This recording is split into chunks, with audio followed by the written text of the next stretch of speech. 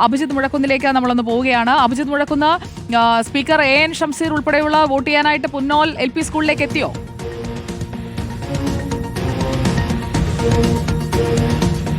തീർച്ചയായും സുജയ, പുന്നോൽ LP സ്കൂളിലേക്ക് ഇപ്പോൾ സ്പീക്കർ AN ഷംസീർ എത്തിയിട്ടുണ്ട്. ഇത് തലശ്ശേരി നഗരസഭയാണ്. അവിടെ 35ാം ഡിവിഷനിലാണ് അദ്ദേഹത്തിന് വോട്ട് എന്നാണ് മനസ്സിലാക്കുകയും ചെയ്യുന്നത്.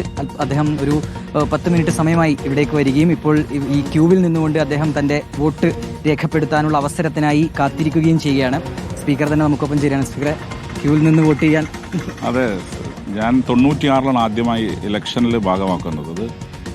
96ലെ നയനാരുടെ ബൈ ഇലക്ഷനിലാണ് മുഖ്യമന്ത്രിക്ക് ആദ്യമായി വോട്ട് ചെയ്തു. അന്നാണ് എൻ്റെ കന്നി വോട്ട്.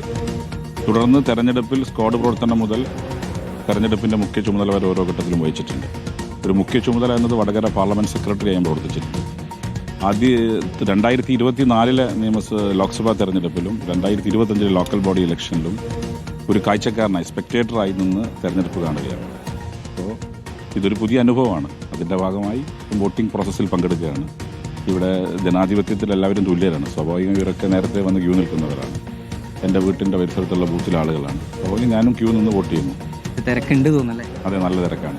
എല്ലാവരും ജോലിക്കൊക്കെ പോകാൻ വേണ്ടി. പക്ഷേ ഫസ്റ്റ് എല്ലാവരും വോട്ടിംഗ് പ്രോസസ്സിൽ പങ്കെടുക്കുന്നുള്ള സന്തോഷകരമായ കാര്യമാണ്. ജനാധിപത്യത്തിൻ്റെ ഏറ്റവും ഉയർന്ന രൂപമാണ് വോട്ടിംഗ്. ഇതിൻ്റെ ഭാഗമായി എല്ലാവരും പങ്കെടുക്കുന്നുള്ള സന്തോഷകരമായ കാര്യമാണ്.